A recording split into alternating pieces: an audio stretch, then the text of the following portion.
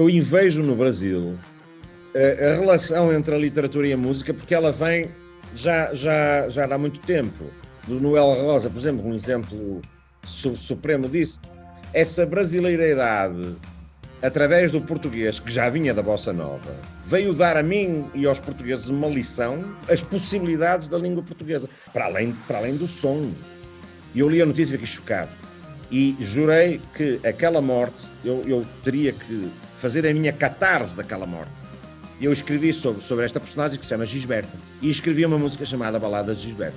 Aquilo que eu não concebo é uma política que não considera o outro. E quando esse outro é o mais fraco, é aquele que não tem voz, é aquele, sobretudo, que nem sequer se pode expressar pela arte. Porque antes da arte, ele vai ter que dar de comer aos filhos. E é esse o drama. A arte é fundamental para o reencontro da pessoa consigo própria. No fundo, a arte é a alma do invisível. Estudante de um conservatório de música, ele entrou no mercado pela via erudita, mas rapidamente se tornou um dos artistas mais populares de Portugal. Eu tô falando do cantor e compositor Pedro Abrunhosa, que deu uma paradinha nas gravações do seu próximo disco e conversou comigo sobre muitos assuntos, inclusive sobre matemática. O papo de música dessa semana, dessa ponte aérea Portugal-Brasil, tá uma delícia, mas antes de assistir a essa entrevista, não se esqueça. Se inscreva no canal, dê seu like e, claro, compartilhe essa entrevista também nas suas redes sociais. Papo de música. Papo de música. Apresentação, eu, Fabiane Pereira. A relação Portugal-Brasil começou há muito tempo, há mais de 5 séculos, como todo mundo já sabe. Mas, de uns tempos para cá, a relação entre os dois países tem ficado cada vez mais estreita. E essa ponte aérea tem sido embalada por uma trilha sonora composta por canções de artistas portugueses e brasileiros. A Sociedade Portuguesa de Autores representa os interesses de mais de 20 mil autores portugueses e estrangeiros e gere os direitos dos autores. A SPA é uma cooperativa fundada em 1925 para a gestão e representação dos direitos de autor de todos os segmentos artísticos. Já a União Brasileira de Compositores é uma associação dirigida por autores cujo principal objetivo é a defesa e a promoção dos interesses dos titulares de direitos autorais, além, é claro, da distribuição dos rendimentos gerados pela utilização das músicas. Fundada em 1942, a UBC atua com excelência em tecnologia da informação e transparência, representando mais de 40 mil associados. O Papo de Música celebra o acordo de reciprocidade entre essas duas sociedades. Por isso, a SPA e a UBC estão juntas nessa ponte aérea Portugal-Brasil. Pedro Abrunhosa no Papo de Música, um prazer imenso te receber aqui no canal. Quero começar falando do início, porque eu sei que você nasceu no Porto, passou muitas férias na região do Douro, que é uma região lindíssima no norte de Portugal. E aí eu queria saber como é que o piano da casa da sua avó te ajudou a se transformar nesse artista consagrado que você é hoje. Em primeiro lugar, muito obrigado pelo convite, é uma honra estar aqui. O Porto é uma cidade com uma carga artística muito grande, sempre foi uma cidade muito ligada às artes, nomeadamente à arquitetura, uma escola de arquitetura muito poderosa, muito forte, também muito ligada à literatura e à música. Do que serve a terra à vista, se o barco está parado? Do que serve ter a chave,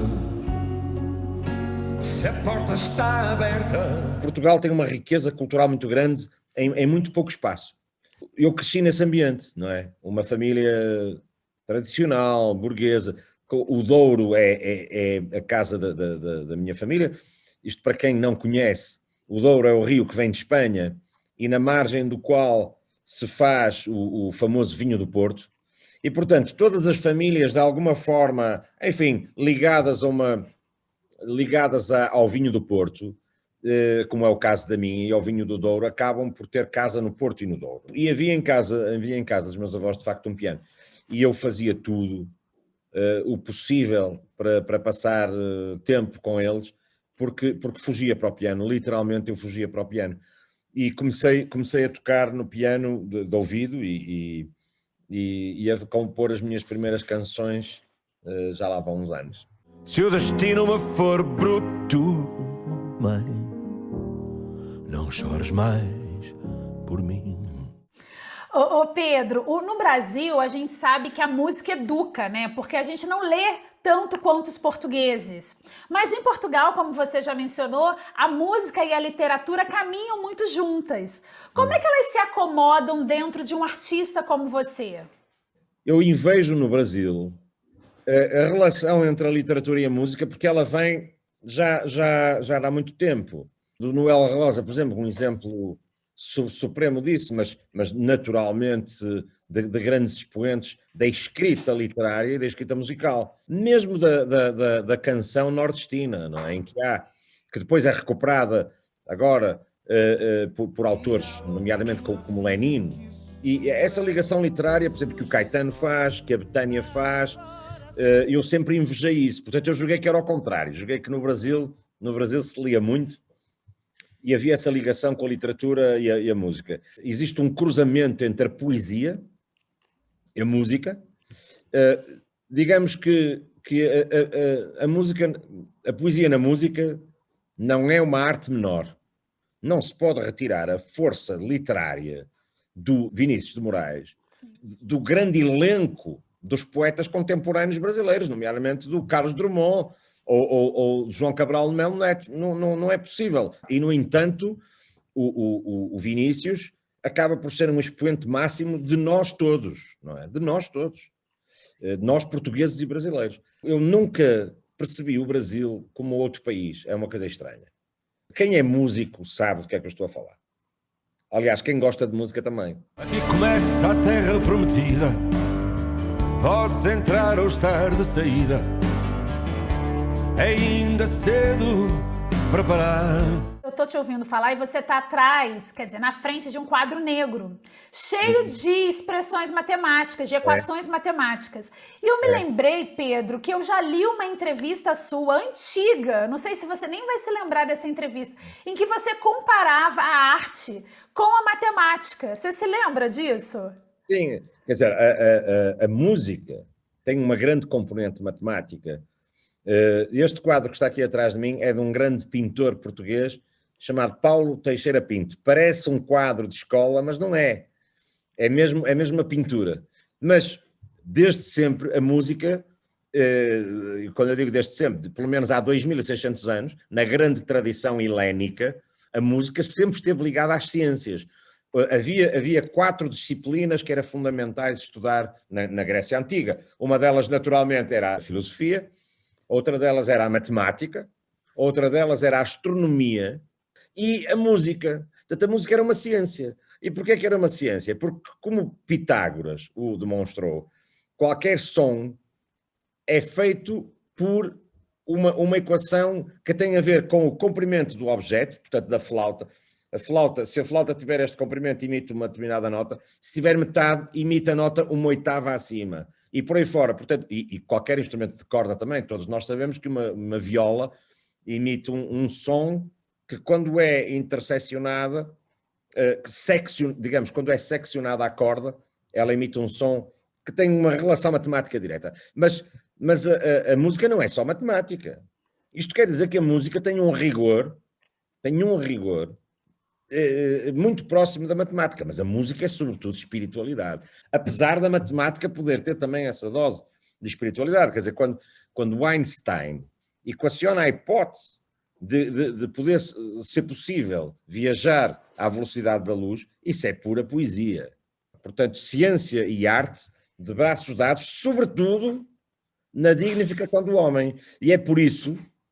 E na construção do sonho, claro. E é por isso que eu não entendo como é que nesta altura existe o negacionismo, existe os movimentos anti-vacina, não é? E é conveniente que nós tenhamos um papel a desempenhar junto das pessoas para demonstrar, esperem aí, o conhecimento e a arte, a ciência e a arte estão aqui para nos ajudar e para estarmos juntos. Ô Pedro, qual é o papel, na sua opinião, do artista hoje? O papel do artista, do músico em particular, do artista em geral, sempre foi um papel... O próprio Sócrates Sócrates, o grande filósofo, Sim.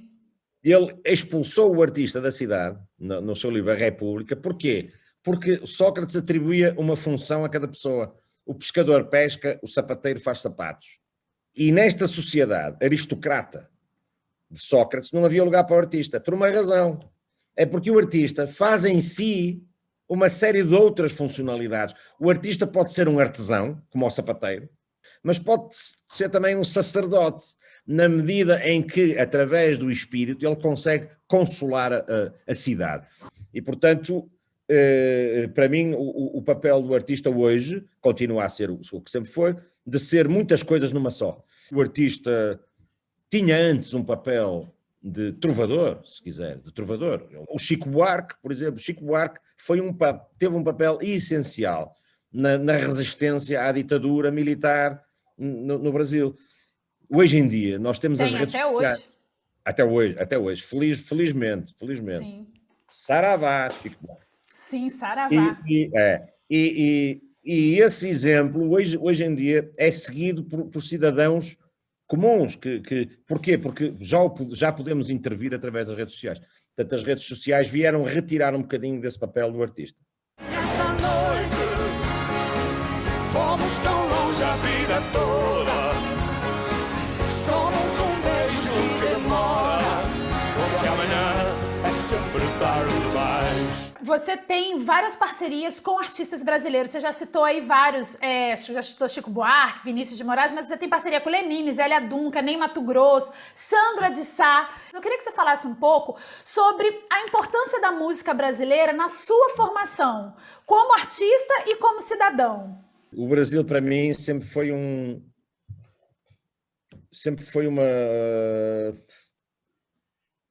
uma parte integrante. Isto é estranho dizer, porque eu estou cansado de ver artista dizer essa é a minha casa, estou muito feliz de estar aqui. Não é? A minha entrada na música, eu venho da música clássica, pura e dura, conservatório, direção de orquestra, etc. A minha família tinha duas características muito importantes, que eu acho que foram importantes para mim, ter herdado, que era, primeiro, muitos livros, a biblioteca dos meus pais, que felizmente está comigo, e muitos discos. A música que entrou em mim foi a música do Vinícius, que eu já referi, e a música do Chico. Começou por aí. E depois, mais tarde, o famoso álbum ao vivo do Caetano com a Betânia, não é? Que eu sei de cor. Mas o Chico Buarque, eu na altura tinha 10, 11, 12 anos, e para mim era um prazer estar a ouvir o Chico e tirar as letras. Eu escrevia as letras e depois fotocopiava. Aliás, não era fotocopiava, eu escrevia na máquina de escrever. Sim. E depois passava num policopiador e entregava aos meus colegas na escola, como se eles fossem preocupar com as letras de Chico Buarque. Mas para mim aquilo era urgente.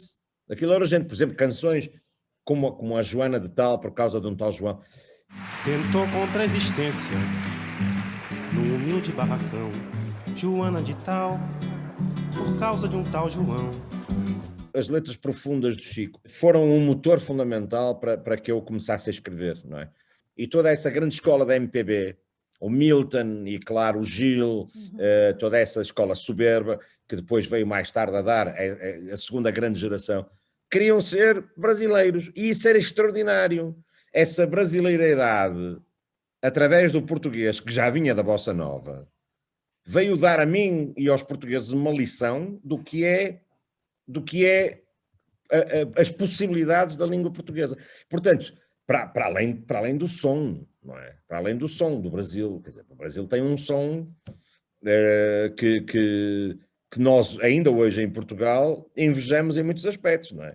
O meu pai, entretanto, era advogado, vai ao Brasil muitas vezes e, quando vem do Brasil, traz muitos discos. E eu ainda hoje sei sambas de cor. Mulher valente é minha mãe. Mulher valente é minha mãe. Olha aquela velhinha de amargar.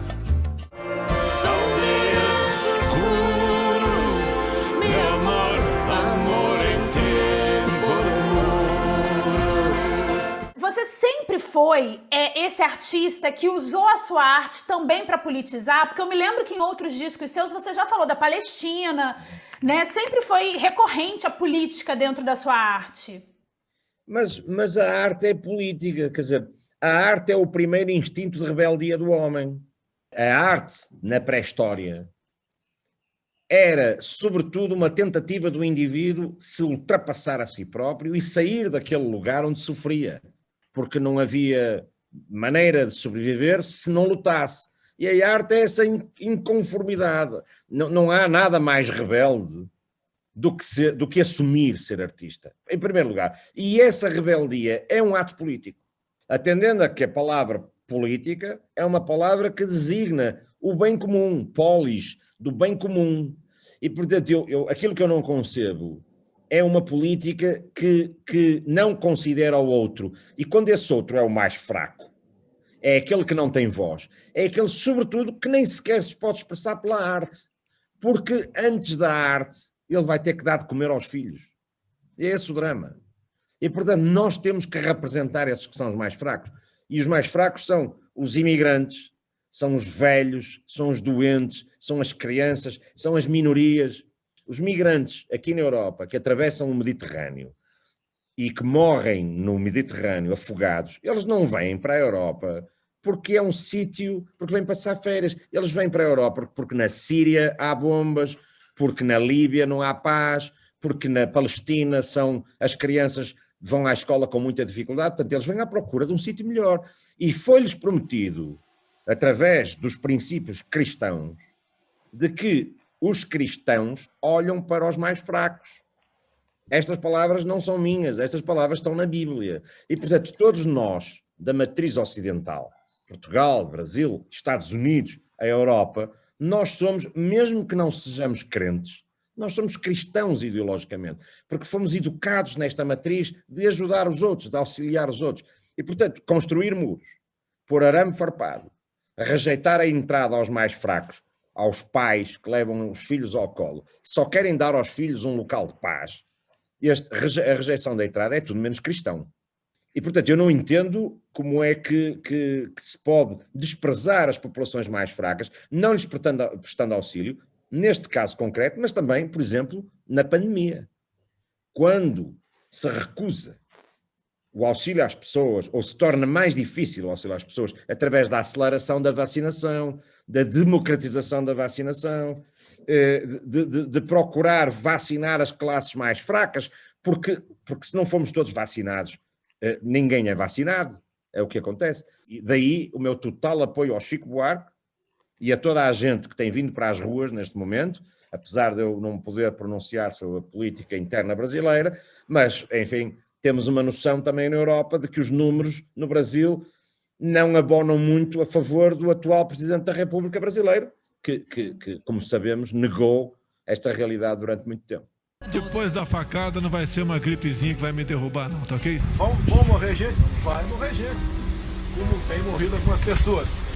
Cara, quem fala de eu não sou coveiro, tá vendo? Eu sou Messias, mas não faço milagre. Ô Pedro, o que te motiva a continuar fazendo arte depois de tanto tempo num mundo tão caótico? Mas é exatamente isso, não é? A arte é uma tentativa de harmonizar o caos, não é? A arte é fundamental para o reencontro da pessoa consigo própria. E mesmo que não o faça num ambiente comum, eu lembro, o meu primeiro espetáculo no Brasil foi na Praia do Arpoador, no Rio de Janeiro. E estavam... Que cenário! Foi brutal. Foi com a Fernanda Abreu. Mas também já fiz com a Elba Ramalho e fiz com o Zé Cabaleiro. Aquelas pessoas que vão ver os espetáculos querem sair do seu lugar, querem entrar num outro espaço. E isso chama-se encantamento pela arte. É nesse sentido que eu me sinto impelido a continuar a produzir arte e música, porque sei que é fundamental para a sobrevivência interior, espiritual dessas pessoas. Eu acho que a arte cumpre um papel muito próximo do consolo religioso. A diferença é que a arte não necessita de dogmas. Não é preciso perfilar nada. E eu creio que, se calhar, essa é a última manifestação da existência de Deus, não é? É que não se impõe. Entra. Pedro, para encerrar, você é um artista muito bem-sucedido. Comercialmente falando, vende milhões de discos e muito bem-sucedido também como apropriação do que é arte e a forma como você a divulga. Como você definiria sucesso? Para mim, o sucesso, que é algo que, sinceramente, agora estava a pensar nisso, não é algo para o qual eu esteja a trabalhar, nunca trabalhei para o sucesso. Naturalmente gosto que as pessoas reconheçam o meu trabalho, que são coisas diferentes, mas deixar que o sucesso se imponha à criação é um erro profundo, porque se perde a sua própria identidade e passa-se a trabalhar para o sucesso. Eu escrevi há 16 anos atrás uma canção sobre uma brasileira barra brasileiro, que vem da zona de São Paulo, vem para Portugal, transexual, muda de sexo, entretanto cai nas malhas da prostituição, toxicodependente, contrai SIDA, HIV, AIDS, não é como vocês dizem? AIDS.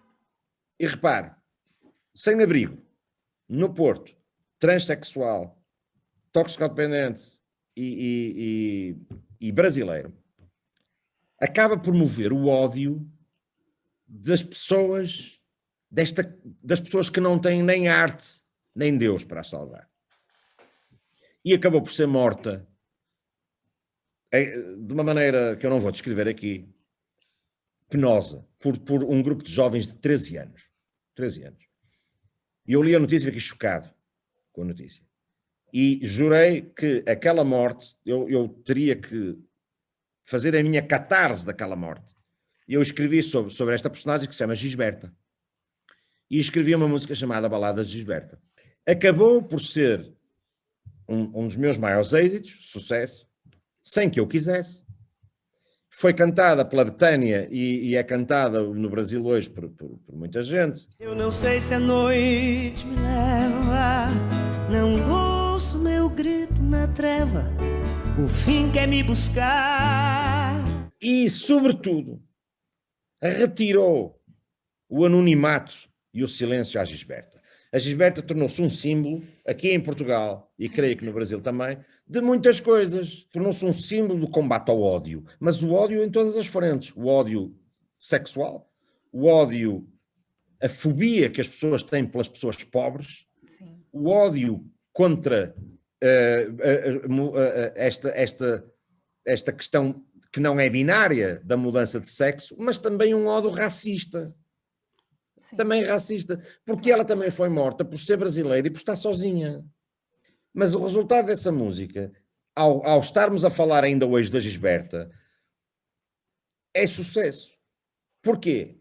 Porque veio dar a razão àquilo que estamos a falar até agora, que é a arte cumpre esse papel de eternizar aquilo que por outros motivos ficaria para sempre esquecido. No fundo, a arte é a alma do invisível, não é? Trouxe um pouco de terra, cheiro a pinheiro e a serra, voam pombas no beiral. Palhinha! Eu queria uma palhinha da primeira música que vier à sua cabeça, de uma canção brasileira que você goste muito. Errou contra a existência no humilde barracão, Joana de Tal, por causa de um tal João. Não posso cantar assim. Muito depois bom. de medicada, retirou-se para seu lar. Aí a notícia carece de exatidão. O lar não mais existe, ninguém volta ao que acabou. E esta é a frase principal. Joana é mais uma mulata triste que errou na dose, errou no amor. Joana errou de João. Ninguém notou que a dor era o seu mal. A dor da gente não sai no jornal.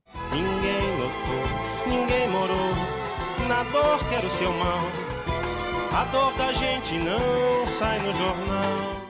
E uma música sua, que você tenha muito orgulho de ter feito, que você, como você já citou aqui, algumas a gente já citou ao longo dessa conversa, que de alguma maneira ali você tenha ficado bem próximo de Deus. Eu vou poupar os ouvintes a minha música, vou remetê-los para o meu catálogo. Está bem?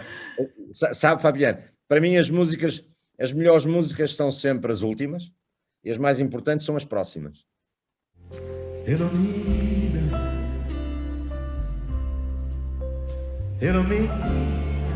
Eu estou a ver lá em cima nas galerias e na geral, e nas camarotes e na tribuna, e nas frisas e na plateia. Pedro, muito obrigada por o seu tempo, por essa conversa, por esse aprendizado. Muito obrigada, viu? Muito obrigado, eu.